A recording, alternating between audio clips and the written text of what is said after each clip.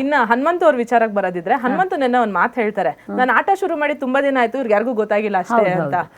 ಹೆಂಗೆ ಹನುಮಂತು ಆಟ ಹೆಂಗೆ ನೀವ್ ನೋಡ್ದಂಗೆ? ಅದನ್ನ ನಾನು ಮೊದಲನೇ ದಿನ ಹೇಳಿದೆ, ಸೃಜನ್ ಸರ್ ನಮ್ಮ ಎಪಿಸೋಡ್ ಬಂದಾಗ್ಲೇ ತುಂಬಾ ಬುದ್ಧಿವಂತ. ಮುಗ್ಧತೆ ಸತ್ತಾಗ ಮನುಷ್ಯ ಯಾವಾಗ ಬುದ್ಧಿವಂತ ಆಗ್ತಾನೆ ಅಂದ್ರೆ ಮುಗ್ಧತೆ ಸತ್ತಾಗ. ಆದ್ರೆ ಮುಗ್ಧತೆ ಮತ್ತು ಬುದ್ಧಿವಂತಿಕೆ ಎರಡನ್ನೂ ಜೊತೆಗೆ ತಗೊಂಡು ಹೋಗ್ತಿರೋ ಹನುಮಂತು ಅಷ್ಟು ಖಂಡಿತ ಸುಲಭ ಇಲ್ಲ, ತುಂಬಾ ಚೆನ್ನಾಗಿ ಆಟ ಆಡ್ತಾನೆ. ನಾನು ಮೊದಲನೇ ದಿನಾನೇ ಅದನ್ನ ಹೇಳಿದ್ದೆ, ಮೊದಲನೇ ವಾರನೇ ಅದನ್ನ ಹೇಳಿದ್ದೆ, ಯಾರಿಗೂ ಅರ್ಥ ಆಗಿರ್ಲಿಲ್ಲ ಅಷ್ಟೇ. ನಾನು ಕಟ್ ಮಾಡೋವಾಗ್ಲೂ ನನಗೆ ಯಾವುದೇ ಬ್ಯಾಗೇಜ್ ಅಥವಾ ಬಾಂಡಿಂಗ್ ಇರ್ಲಿಲ್ಲ. ಇಡೀ ಮನೆಯಲ್ಲಿ ನಾನು ಅದನ್ನೆಲ್ಲ ಕಳ್ಚಿಟ್ಟೆ ನಾನು ಆಟ ಆಡೋದಕ್ಕೆ ಪ್ರಾರಂಭ ಮಾಡಿದ್ದೆ. ಅದೇ ಇದ್ದಿದ್ದು ಶಿಶಿರಣ್ಣ ಮತ್ತೆ ತ್ರಿವಿಕ್ರಮಣ್ಣ ಅನ್ನೋ ಬಾಂಡೇಜ್ ಮಾತ್ರ. ಆ ಟಾಸ್ಕ್ ಬರೋವಾಗ ಅದು ಮುಗ್ದೋಗಿತ್ತು. ಆಟಕ್ಕೆ ಅಡ್ಡ ಆಗ್ಬೋದು ಯಾರು ಅಂತ ಕೇಳಿದ್ರೆ ಟಫ್ ಕಾಂಪಿಟೇಟರ್ ಹನುಮಂತು ಅಂತ ನಾನು ಮೊದಲೇ ಹೇಳಿದ್ದೆ. ನಿಮಗೆ ಅನ್ಸುತ್ತಾ ಅಂದ್ರೆ ಇವಾಗ ಮನೆಯಿಂದ ಹೊರಗೆ ಬಂದಿದ್ದೀರಾ, ಒಂದಷ್ಟು ಜನ ಒಪಿನಿಯನ್ ಹೇಳಿರ್ತಾರೆ ನಿಮ್ಮ ಹತ್ರ, ಎಲ್ಲ ಮಾತಾಡಿರ್ತಾರೆ ಫೋನ್ ಮಾಡಿ ಏನಾದ್ರು, ನಿಮ್ಗೆ ಅನ್ಸುತ್ತಾ ಹನುಮಂತು ಗೆಲ್ತಾರೆ ಈ ಸೀಸನ್ ಅಂತ? ಟಾಪ್ 2 ನಲ್ಲಂತೂ ಖಂಡಿತ ಇರ್ತಾರೆ, ಗೆಲ್ಬಹುದು, ಗೆಲ್ಲೋ ಸಾಧ್ಯತೆಗಳಿದೆ.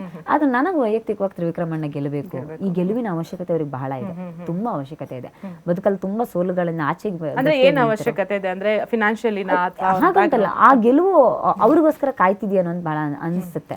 ಅವ್ರು ಬಿಗ್ ಬಾಸ್ಗೋಸ್ಕರ ಬಹಳಷ್ಟು ಸಹಿಸ್ಕೊಂಡಿದ್ದಾರೆ. ಇದೊಂದು ಗೆಲುವು ಅವ್ರಿಗೆ ಬೇಕು, ಬದುಕಿಗೆ ಬೇಕು, ಅವ್ರ ಬದುಕಿಗೆ ತುಂಬಾ. ಅಲ್ಲ, ನೀವು ಯಾವಾಗ್ಲೂ ಹೆಣ್ಮಕ್ಳು ಪರ ಧ್ವನಿ ಎತ್ತೋರು, ನೀವ್ ಯಾಕೆ ಯಾವ್ದು ಫೀಮೇಲ್ ಕಂಟೆಸ್ಟೆಂಟ್ ಗೆಲ್ಲಲ್ಲ ಅಂತ ಹೇಳ್ತಾ ಇದೀರಿ? ಯಾರು ಗೆಲ್ಲಲ್ಲ ಅಂತ ಏನು ನಾನು ಹೇಳ್ತಾ ಇಲ್ಲ.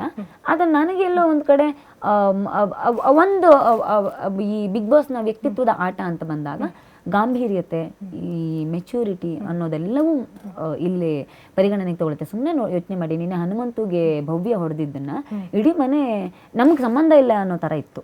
ತ್ರಿವಿಕ್ರಮಣ ಎದ್ದು ನಿಂತರು, ಯಾಕಂದ್ರೆ ಅವ್ರು ಎಲ್ಲದರಿಂದ ಆಚೆಗೆ ನಿಂತು ಯೋಚನೆ ಮಾಡ್ತಾರೆ. ಎಲ್ಲರ ತಾಯಿಯಂದ್ರ ದೃಷ್ಟಿಕೋನದಲ್ಲಿ ಯೋಚನೆ ಮಾಡ್ತಾರೆ. ಅದು ವ್ಯಕ್ತಿತ್ವ.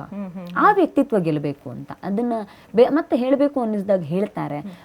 ಮತ್ತೆ ಇಡೀ ಮನೆಯಲ್ಲಿ ನನಗಂತೂ ಒಬ್ಬ ದೊಡ್ಡ ಮಾರಲ್ ಸಪೋರ್ಟ್ ಆಗಿ ತ್ರಿವಿಕ್ರಮಣ ಇದ್ದು ಮೊದಲನೇ ದಿನಗಳಿಂದಲೂ ಯಾವಾಗ್ಲೂ ನಿಂತಿದ್ರು.